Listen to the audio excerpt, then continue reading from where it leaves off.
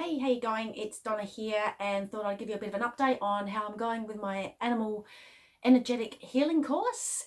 We've actually reached the section which is all about energy clearing, and basically there are four types. There's clearing energy from the physical, the mental, the spiritual, and the emotional. So there might be some stuff held there that is creating certain behaviors in an animal, or not allowing an animal to totally chill and relax, or whatever the case may be. And so far we've gone deep into the physical and how to release physical aspects. So physical is like I've just got my little list of notes here, but physical can include things such as grounding the animal, protecting the animal with an energetic field or bubble, brain integration, so the left and right hand sides of the brain are working together very well, a thymus balance. We work with essences, and basically essences, aromatherapy oils as well. And we don't actually use the physical product on the animal, because there are actually some, like aromatherapy, for example, some stuff is actually toxic for animals. So you're just basically sending the frequency on an energetic level. We're dealing with microbes like viruses and bacteria, yeast, parasites. And it's not necessarily that the animal has that within their system, but it could be remnants of something that's happened previously, or even remnants from maybe their mother had some sort of virus or something and has passed on just remnants of it to their puppy or their kitty or their foal or whatever the animal may be. So we use crystal essences as well. We deal with lifestyle. So, is the animal getting enough exercise? Is it getting correct diet? The relationships the animal has in its life. Sometimes animals apparently are very sensitive to the people around them. And if the people around them are carrying certain emotions, animals pick up on that and they can take it on board. So it can really affect them. So, excuse me.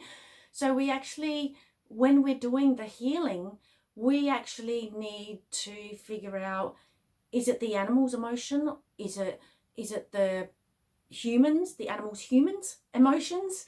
So that I found that really interesting. Dealing with colour, sometimes some colour therapy is really good for animals. Vaccine issues and detoxification. So I've actually practiced this on one particular animal, and I let the human of the animal know about it. And she actually said to me just yesterday, in fact, that she's noticed that her pet doesn't seem as anxious, is a bit calmer. So she put it down to the fact that she's starting to tell her dog to stay. But it's interesting that she's just mentioned it since I've done the healing. So, I mean, I'd like to think I've helped, but, it's hard to tell, I guess, sometimes. And then the next energy clearing that I've just recently learned is emotional. And it's really interesting, actually. We got these charts. I don't know if you can see any of the words on there or not.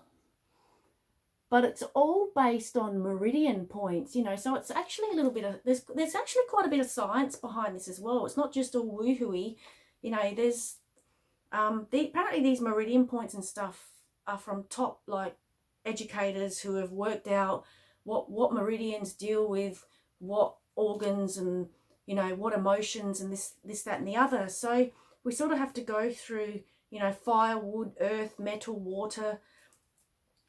There's also central meridians and a governing meridians, and each part of it, like for example the fire, if it's a fiery issue, the meridians in here are the small intestine, the heart, circulation, like stuff like that. And just say it was a heart issue, the emotions that come under that are forgiveness and compassion, self-confidence, broken-hearted.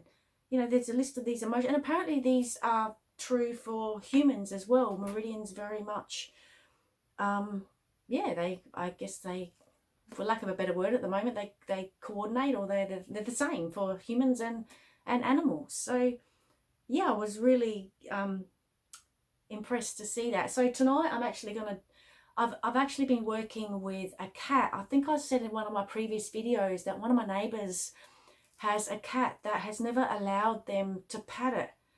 And I did a really basic sort of questioning session with my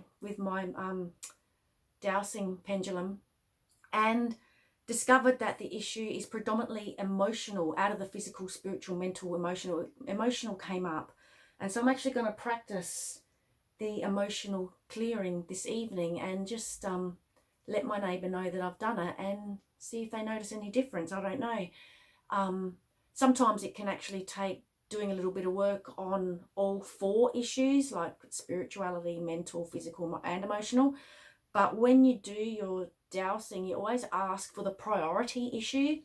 And the dog that I did for my neighbour, physical came up for that dog. So that's why I worked on the physical. I haven't worked on anything else yet. And yeah, like I said, this cat is predominantly an emotional issue. So I'll deal with that tonight, practice my dowsing. Obviously I'm just beginning, so I'm not expecting anything. But yeah, it would be nice, I guess, to hear that, I don't know, maybe if they even just get to touch their cat, that would be pretty cool, I suppose. So yeah, I just thought I'd give you a bit of an update on where I'm at. Hope you're all having a lovely day, lovely evening, lovely night, wherever you are. And I do look forward to seeing you again soon. Bye.